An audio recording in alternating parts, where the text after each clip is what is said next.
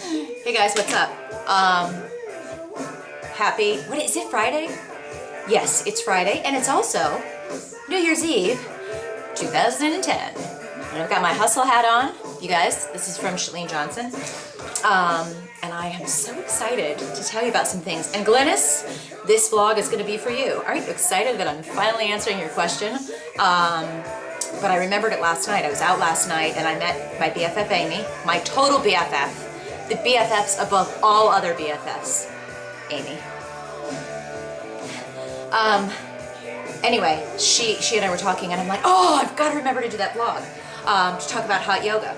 And somebody else had asked me, like, how did I get my traps so developed?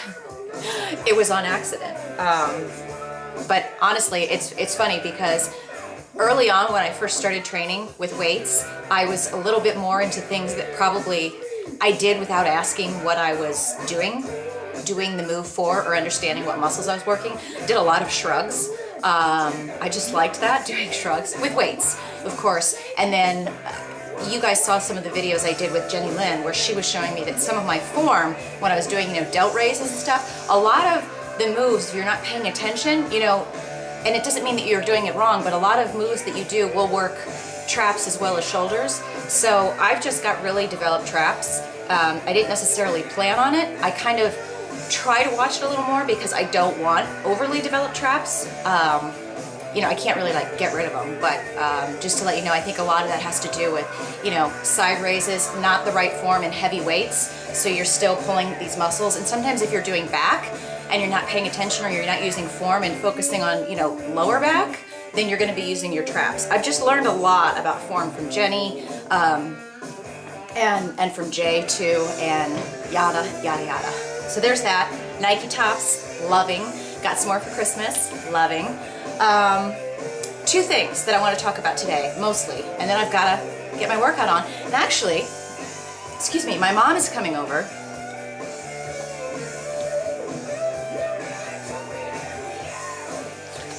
I had some wine last night, and God, let me tell you guys, I think it's partially the fact that I really don't drink on a regular basis, but I think I had 2, maybe 3 glasses of wine last night. I'm just so dehydrated. Alcohol just totally drains me, which is why it's much easier to not drink when I travel and there's so many events, because I just know how completely drained I'm gonna be. And chugging water, not that I'm trying to chug water anyway, just spilled. But I just know how completely drained. I can feel it immediately, the lack of oxygen and how much I need to chug water to make myself feel better. Mr. Flo, there you go, Mr. Flo. Oh, I always get yelled at because I'm not doing it right like this or whatever, but guess what? I'm just doing what I feel like, so there you go. Number 1, Glennis had asked me, and actually a couple of you had emailed me this week asking about hot yoga. So I went to hot yoga for the first time officially on Sunday, even though I've mentioned it before, because Amy had told me about this hot yoga place down in St. Charles. And I had wanted to go, but I hadn't gone. So it's a bit of a hike for me, which that's the only part that sucks. If I had a hot yoga place here, I think I'd try to go when I'm not traveling, at least 2 to 3 times a week. That said, I'll probably end up being able to go once a week, and then, on weeks that I'm home, maybe an extra couple sessions. But as a newbie to hot yoga, I'll give you my impression and what my thoughts were and whatever. As far as my experience in yoga, I've done yoga. Most of what I've done in yoga recently has been P90X yoga here, which is good. In no way, shape, or form have I been consistent at all. Can I say that I practice yoga on a regular basis? I've always wanted to, right? But I never really did. So going into this, I'm really a newbie, okay? So we got there, and they explained, it's 90 minutes, bring your water, bring your mat. I think the first thing that I didn't do, overall it was very good. But I do know, and I asked Amy this last night, I said I really did have a headache when I left, and she said you didn't hydrate enough before you went. It's very intense. You're sweating out a ton. The sweat was pouring off of me, literally. But I did not, I brought my water bottle with me in the car, and I drank half of it. Knowing what hot yoga is like now, I would probably make sure I chugged 3 or 4 of these before going in there, because it's that intense. You go into the room, you lie down. I think they had it set at 95. It might be 102, okay? It's up there. And you go in and you lay down, and you know, they have certain like rules about when you can drink your water, and you know, they say try to wait till in between poses to drink your water, yada yada. So I think part of me was a little intimidated by that, because I'm like, what if I need to drink water? There was just fear. I realized like right away, there was fear setting in with me, like some horrible thing was going to happen. People, what have we been talking about? Fear will ruin your chances of doing anything. And I just realized it. I was in there and I was like, it's really hot. And I whispered to Amy, because the class hadn't started yet. I'm like, what happens if I like really have to pass out, or I really have to go? And she's like, Kelly, you know, just lay down, just do this. Something on my face. But I'm sitting there and I'm like, this is so silly. I love going in the steam room. I love going in the sauna. I love, you know, the whole sweat it out aspect. And here I am in the room for 5 minutes worrying that I'm gonna like die or pass out. And I realized that it was just fear creeping in, and I'm like, I will be danged if I'm gonna be in here giving into fear. So, you know, I asked Amy what the rules are, and then the woman comes in. You know, the room is hot, and then the instructor is just going to tell you what to do. The poses, you know, you can look up Bikram yoga. I think that's how you say it, Bikram, whatever. You can look up the poses. I'm pretty sure that the poses are all the same. They're 26 poses, if I'm correct. And you do them, and what was interesting to me about the poses is a lot of them, like when she was doing, you know, you're doing the stretch, you start off with the breathing, where you're breathing in, and then you're breathing out. You do a lot of breathing. But a couple of the moves where she was like having you bend back and stretch, she said, you know, bend back, and then she kept saying like, this should hurt. And I'm like, you know, she kept saying, this should hurt your back, you should be feeling it.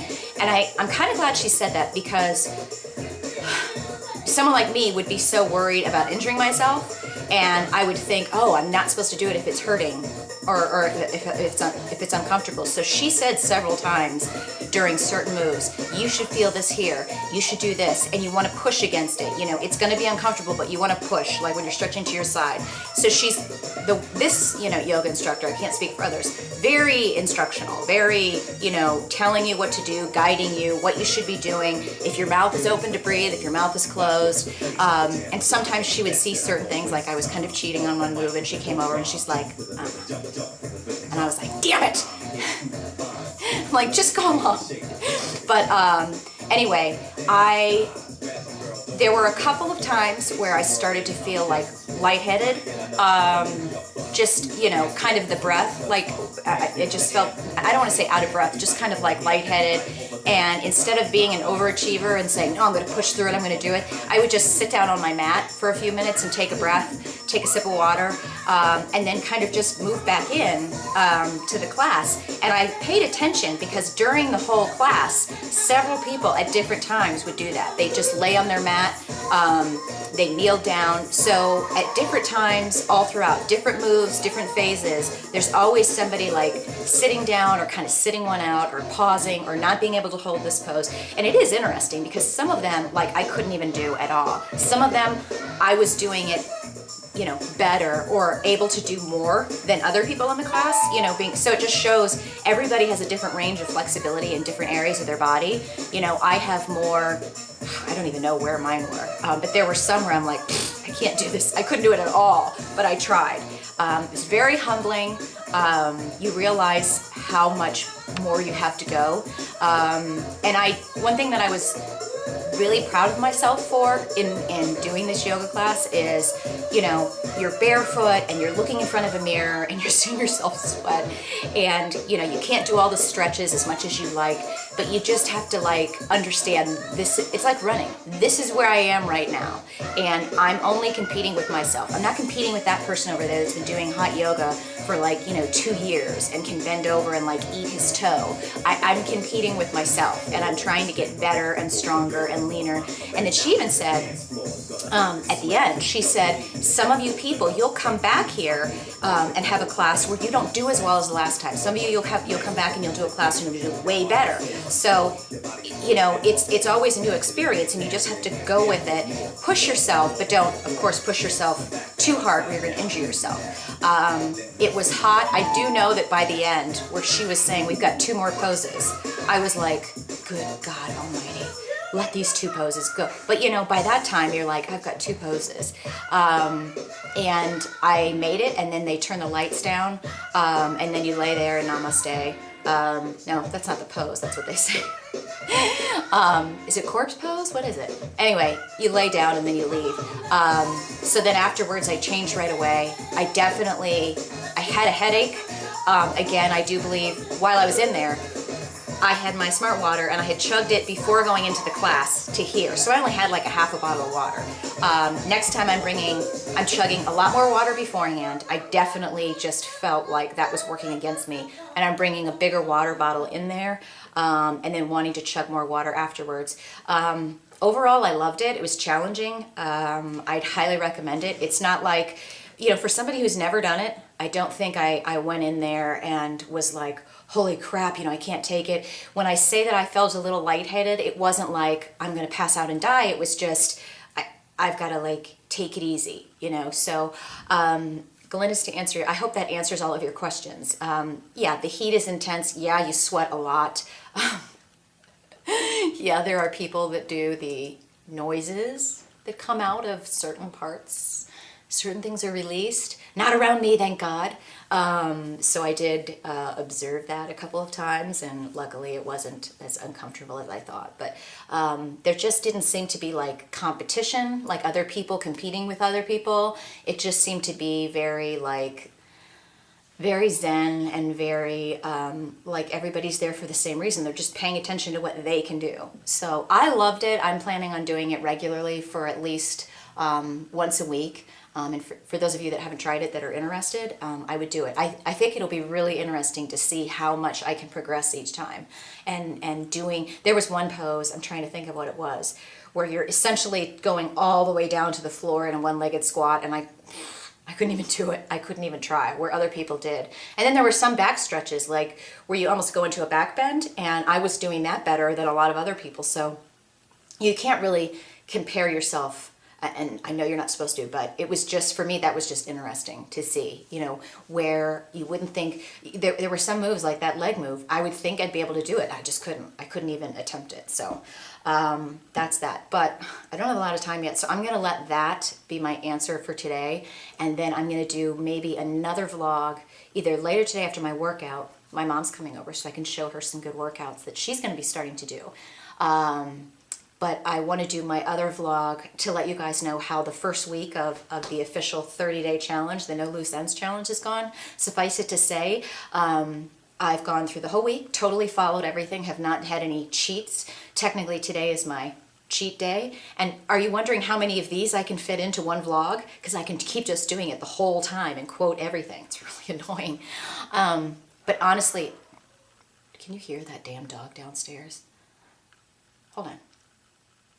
Of course, they're not going to do it now. Here's my wish for New Year's Day. Still trying to decide, you guys. I'm trying to decide about my house. If I want to sell it and get out, or if I want to stay here, because it's just a decision I'm going through with this place, because I love my house on the inside, but living above these people is a nightmare. It's an absolute nightmare, and I don't want to complain about it anymore. And I'm having an issue with my mortgage company. And I'm just trying to decide, you know, my dad's like, you don't want to move, moving's such a pain. And it is a pain, you know, and looking for a different place, but it really is awful living here above these people, because when I just am home to relax, there's always that kid screaming or the dog barking or these, you know, idiot friends they have over, and then they're like having some like Mexican piñata thing going on down there. It's like crazy all the time with weird music. It's just not pleasant. They're very, very, very inconsiderate, so... Anyway, on that note, I think I'm going to go turn my iPod back on, which shut off, and turn it on really, really excessively loud and be very immature. Just saying. Did I say that out loud? I'm sorry. Happy New Year, guys. I'll see you later.